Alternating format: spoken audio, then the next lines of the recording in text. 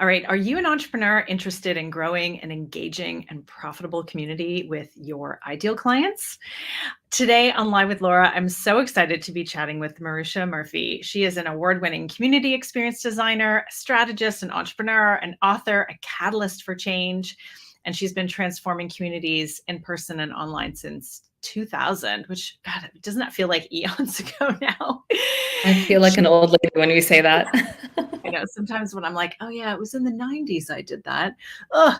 Anyway, so what Maruxa specializes in is bringing people together to create profitable enterprises that do good for the world, which I love. And she does this while empowering people to live their fullest life. So welcome, Maruxa.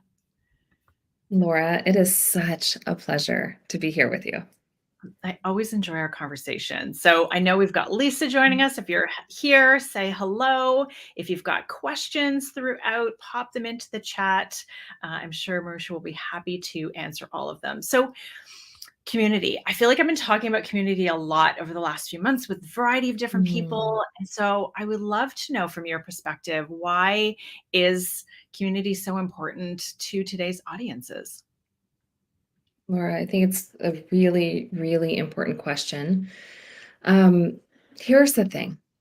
I think we, over the last couple of years, have experienced a world in which everything was turned upside down. And in that, we've either gone one of two ways. One, we've loved the completely virtual world that we're in, or we've, on the other hand, felt like, okay, maybe this was good. There was a lot of growth that I've had, but man, there's something more. I'm yearning for something more, meaning people again. I'm yearning for connection and people. And the truth of the matter is, even the most introverted of us and the most extroverted of us, we're all at a place right now in our lives where we're recognizing that how we are built as human beings is for connection, is for relationship. The other thing that's also happened during the pandemic, I'm sure you experienced, is this recognition of the power of authenticity. Mm.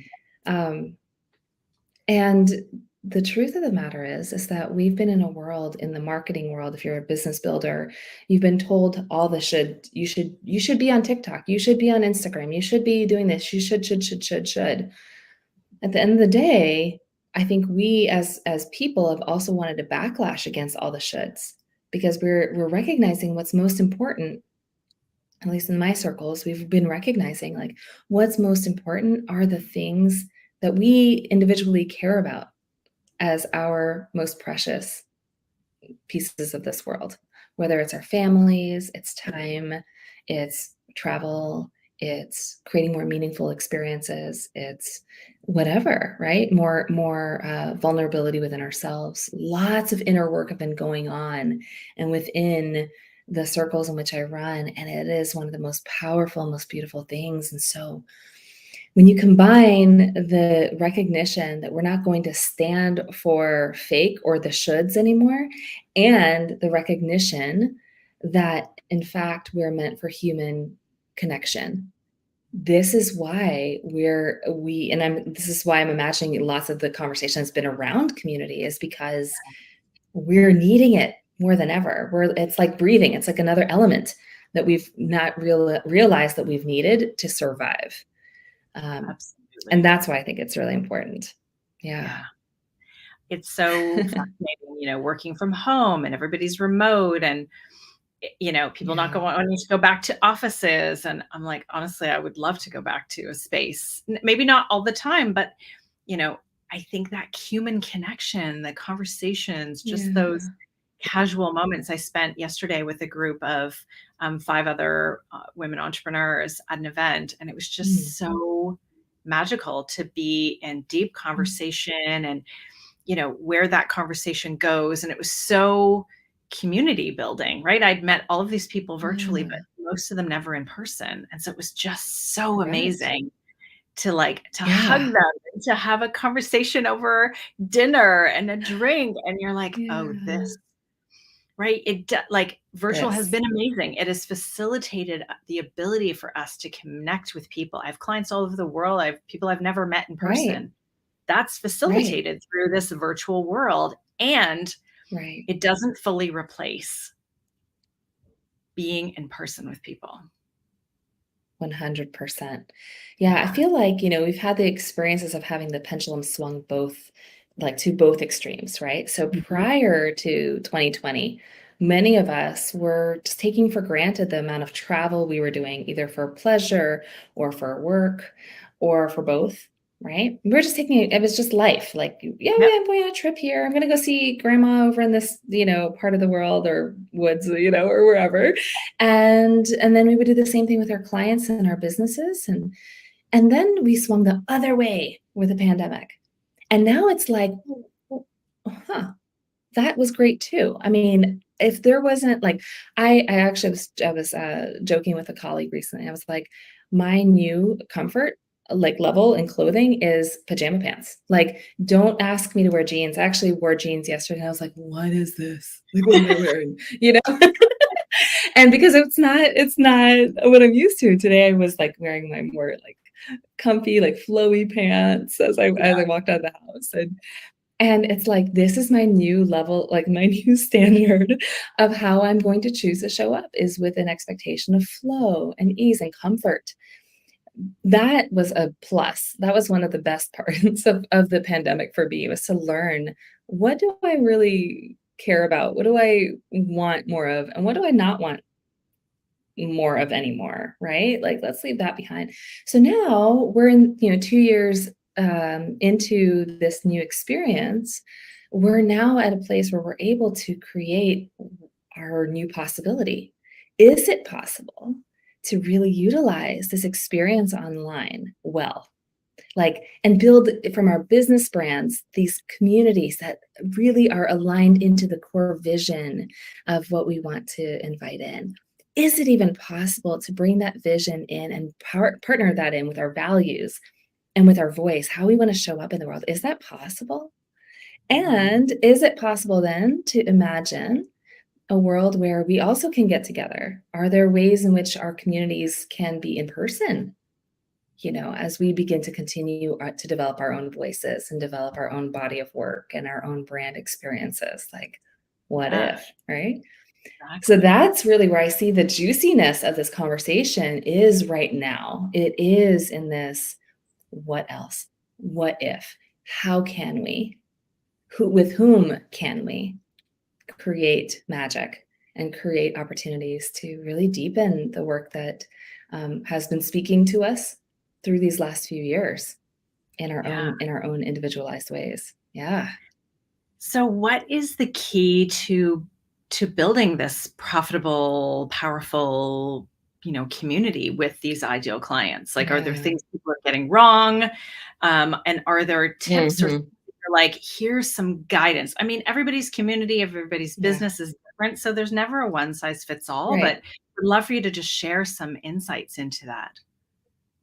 I love that question. So thank you for asking.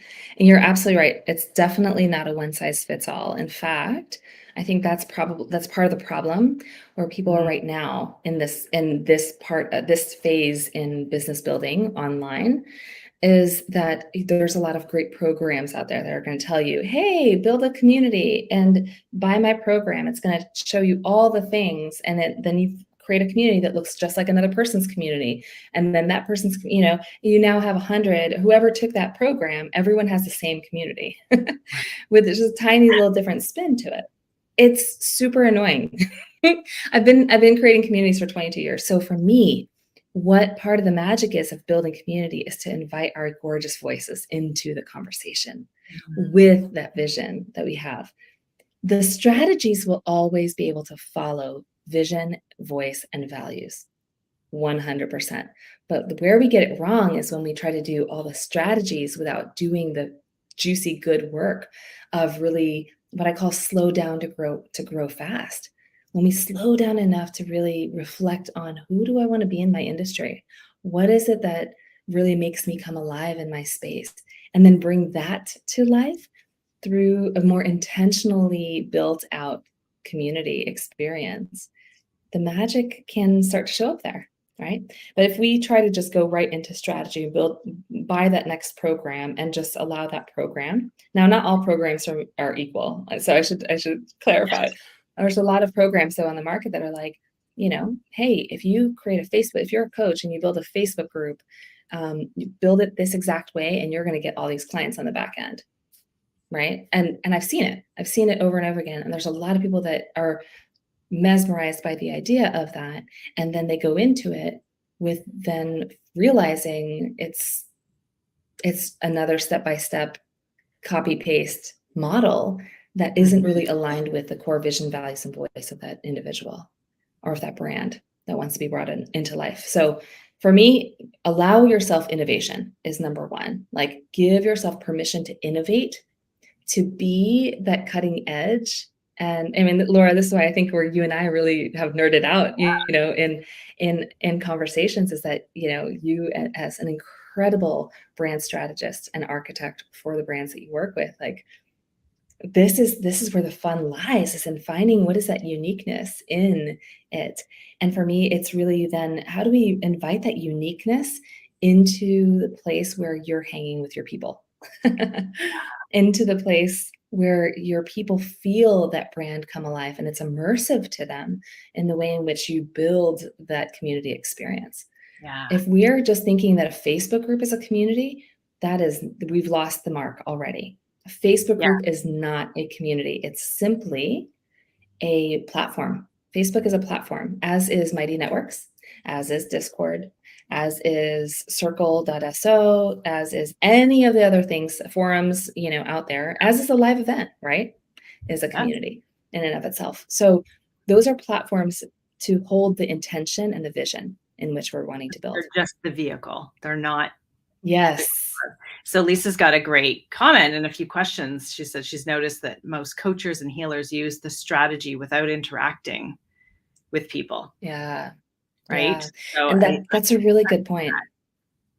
Yeah, 100%. Because we're thinking that the strategy is going to be the magic elixir to the building of the community, but community is a human experience. It's heartbeat to heartbeat. It's really knowing the person in the room with you, or at least getting to know what do they care about? What drew them to this conversation? So you can build an actual connection and relationship with them, and then expand that into whatever the next right step is for that relationship to continue, right? Yeah. It might be staying and hang out in the free Facebook group.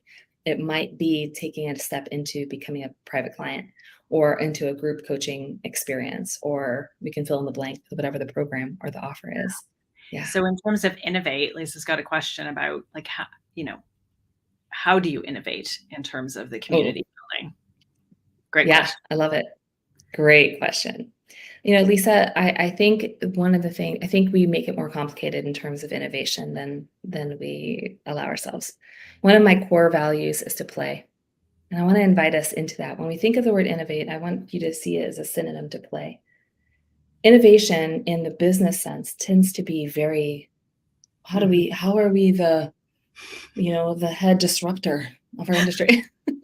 I love how you like, really, Superwoman, put your hands in. But really, we make it harder, right? Like, innovation actually is a form of allowing our creative to full out just be in creative, to full out play. So for some of us, we like, well, I'm not creative. I don't feel creative at all. Like, I like my numbers and I like my systems, and this is and let's look at it from a different perspective then. Can we look at innovation and creativity as just play, forms of play, right?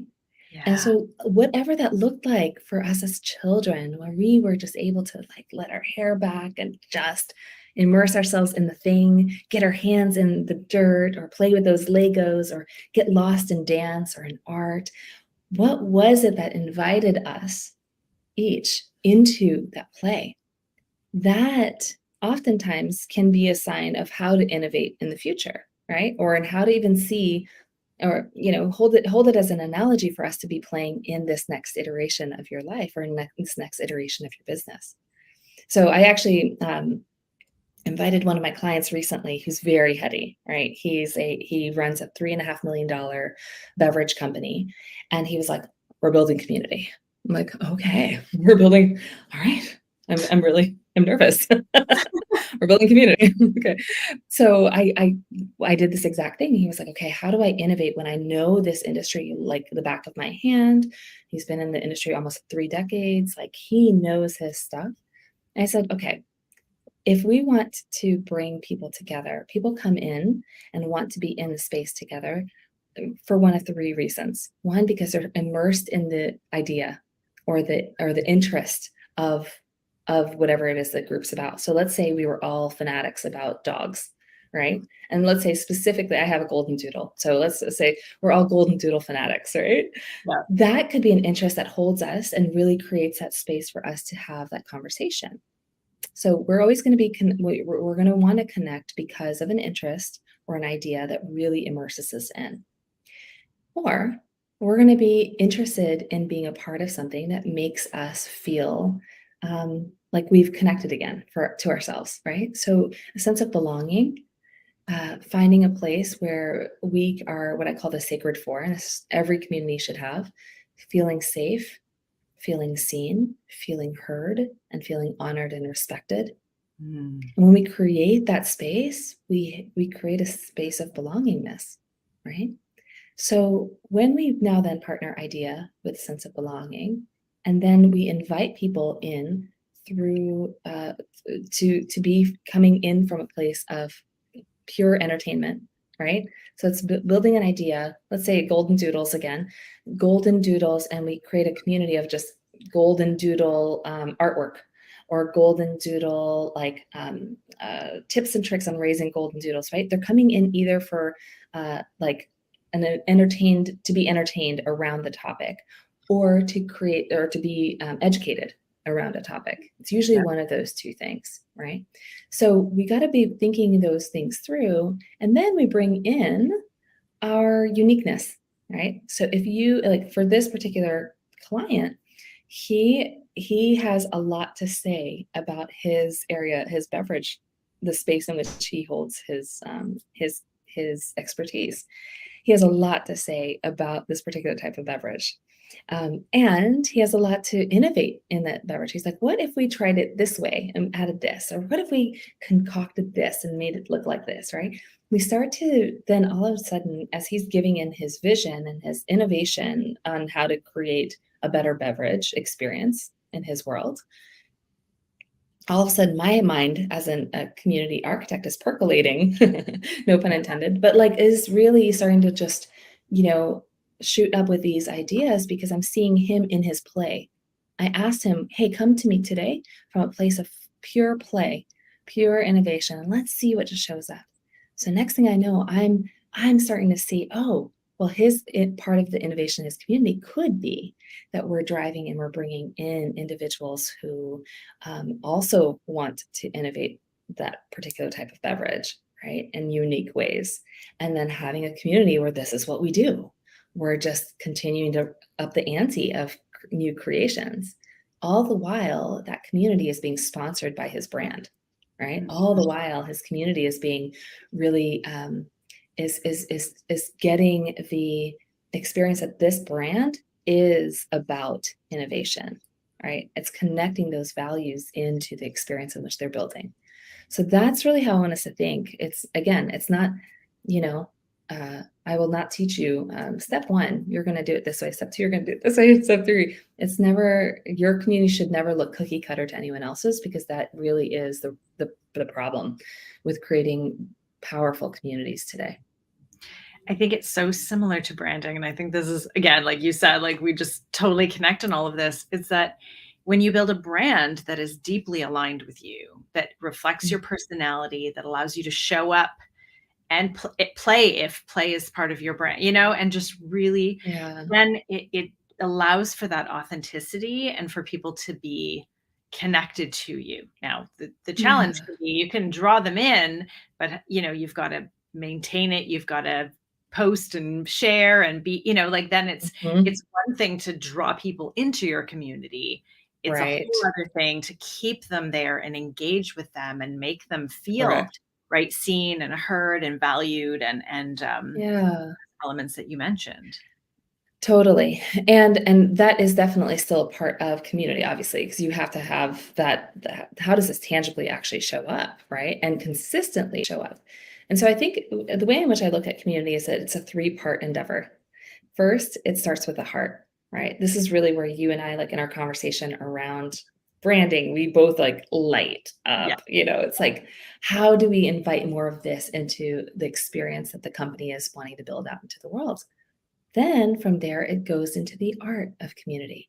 The art of community is looking at, well, then how do we sustainably make this heart, this big, beautiful, gorgeous vision, the values of my voice, create, be sustained and show up physically in the experience, right? right. So this is looking at the actual building of the community. It's looking at how you build culture.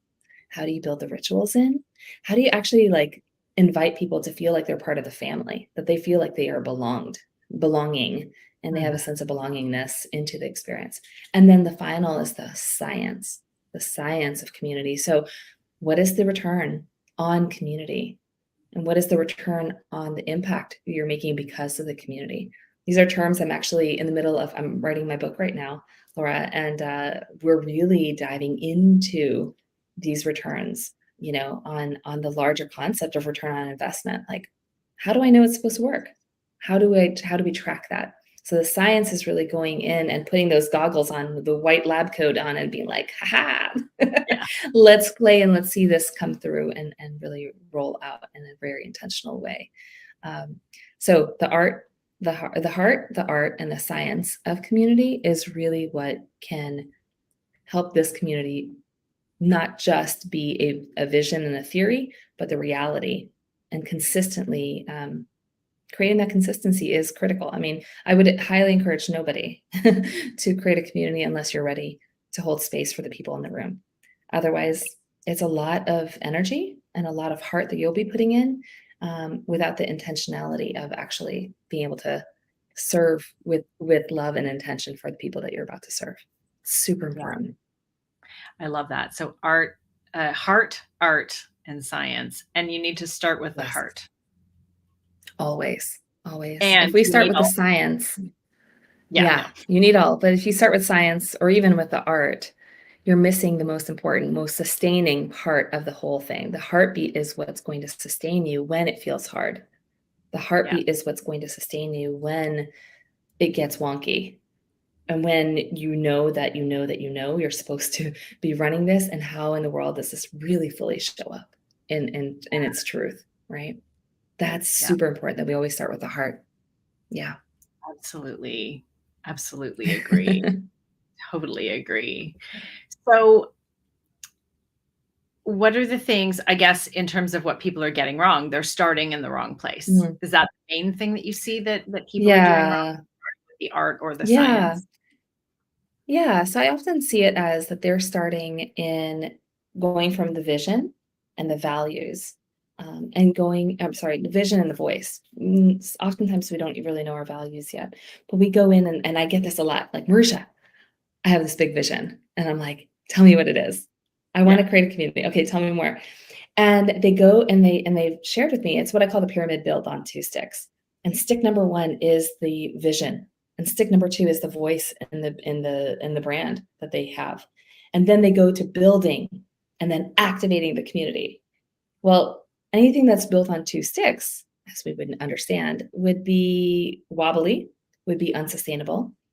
And what I mhm, really like to do is to really begin to think through more intentionally first. Again, slow down to grow fast. And what that means is to really begin to, and I'm actually going to share in the checklist I would love to give to everybody later, share this, what I call the transformed community paradigm. This is what I call a much more sustainable way of building community in a way that feels really alive and aligned into the heart than the art and the science of community. And it really is four additional layers in combination with then going into building and activating. So the okay, first layer is what I call the three V's: the voice, vision, values. We've talked about that. And then experiential value. And then onward into what is our profit path. These are like almost like if we're building a custom home, it's what is the blueprint of your home, to create profitability from a vision into action, into actually making the money, Yeah. and then ultimately your offer, and then onward into then building and activating community. If we try to do it any other way, we really start to lose sight of what's most important there. I love that. That sounds like an amazing framework that you'll be sharing. So, last question is, what do you see as the future of community building? I know we're talking about Mm. what it is now and kind of where it's been, but like, what do you see as the future of community building? Oh, I believe that 10 years from now, by 2031, um, based on a lot of future trends and looking at past trends in how concepts come to life and become a thing, i.e., the internet in 1999, for example. There is right now, we are poised by 2031 to be in a place where community is the only way people are going to survive in Mm, business, right? Is to create that really deep relational experience with our customers. So those of us who are at the place where like, I know I want that, I have no idea how to do that, and we start working on that now in 2022, we are going to be very well poised to be the grandmothers, the grandfathers of our industry, yeah. of the way in which our world is going. So by the time 2031 gets here, those who are going to get started, it's just going to be like, oh yeah, well, I have internet through XYZ company. Oh, I'm getting internet through here. Everyone's going to have that. So really positioning and deepening that work now is powerful. Amazing. It's so Mm. interesting to think about that future and where we've come. And, we were talking with our kids the other day and like watching a movie and people are like on flip phones or they don't have phones at all, like no cell phones. And you're like, Yeah. it wasn't that long ago, right? Like I remember with my No. first son, he's almost 15 and we didn't have like, I think I still had a flip phone. Like I didn't have that Yeah. phone with, you know, uh, internet, with email, with all Mhm. those things, and Mm-mm. so think about the technological changes and the way in which work has changed in the last few years with the pandemic, hybrid working, Yeah. remote working. I'm about to embark on 10 months living in Italy, working remotely with my family. Like, you know, No way. yeah, like there's, my team is like everything. We let go to the office. Like things are just, we're seeing a new way, and I think we're getting rid Yeah. of shoulds. I think there's still those things still Yeah. exist, but I Mhm. feel like more and more people are rebelling against the shoulds and Yes. what come before and are starting to really forge their own path and lead the way. And I think that's the way forward. Yeah. It's not following what's been done before. It's going forward and saying like, no, this is how I want to do it, and innovating and Yeah. playing and like bringing that joy Yes. to your work and Yeah. to the community so people feel a part of something bigger and something Yeah. magical. You use that term and I love that. We talk about, we help people find their magic and create chemistry with Yeah. their audience. And so to me it's all about connection and that heart to heart connection that Yeah. you make with people. And if you can build a community that is centered around that, that sets you up Yeah. for success. 100%. 100%. And it does mean that we get to be really aligned with the people that we want to be. Like, that's the opportunity. That's the Yeah. unsaid of being a leader of a community. We get to align to these women, these men, these individuals that we want to be, that we've imagined ourselves to be. We get to hold that standard for ourselves, which is a new standard for many of us, right? Yeah. But it is Because if needed to hold space for all these gorgeous people that we're serving. Yeah, we build a yeah, community that is like everybody else's community, it's going to attract people like those people want to attract, not who you want exactly. to That's attract. right. So That's that's where it's right. really all about forging your own path and doing it your way. Yeah. Yes, Amazing. exactly. Thank you so much. been so insightful. I need to come back and like just rewatch it just for myself to like take it in a little bit more. But would love to know how people can connect with you, follow you, the resources that you want to share. Please share that, and we'll make sure to share any links as well in the description and chat. Sure. Sure. Well, absolutely. So definitely encourage everyone to get the checklist. The checklist is really going through that transformational community paradigm that I mentioned to you just briefly a few moments ago. And it will help you start to identify, oh, huh, I'm actually doing a little bit of this. I'm not yet doing this. Here's where, I can really expand and improve. And then it gives you an opportunity if you want to deepen that work and have a conversation with me. We can definitely set that up after that. So you can check that out. Do you want me to share the link here, or I you're going to just share shared it? the link. It looks like Oh, it went on. fantastic! I'll have to post it Awesome, manually in LinkedIn. But yes, I've shared that awesome. checklist. Awesome. Wonderful. So yeah, so feel free to grab that checklist. You can also find me on LinkedIn. I'm on LinkedIn. I love LinkedIn. I'm learning to spend more time there because it wasn't something that I've normally done, but I have enjoyed learning about LinkedIn a lot lately. So LinkedIn, Facebook. Just look for my name, Maruxa Murphy, and you can start following me. Let me know that we met through Laura and through the Lab Creative, and I will welcome you with open arms. And I look forward to getting to know you. Amazing. Yes, become a part of Maruxia's community. She is amazing. Thank you so much for sharing all of your insights today. I know Lisa got a lot out of it. And if there's anyone else watching, lots of people watch the replay. So if you are watching this, grab that checklist, follow Maruxa. She is just a wealth of knowledge. And you just have this kind of calm, like you just have this way that you bring so much joy, but with this calmness that is just so lovely and Oh, refreshing. So thank you for bringing your thank amazing you. energy today. Thank you, Laura. Thank you so much for having me today. And Lisa, I see you're here. Thank you for being here with us. Amazing.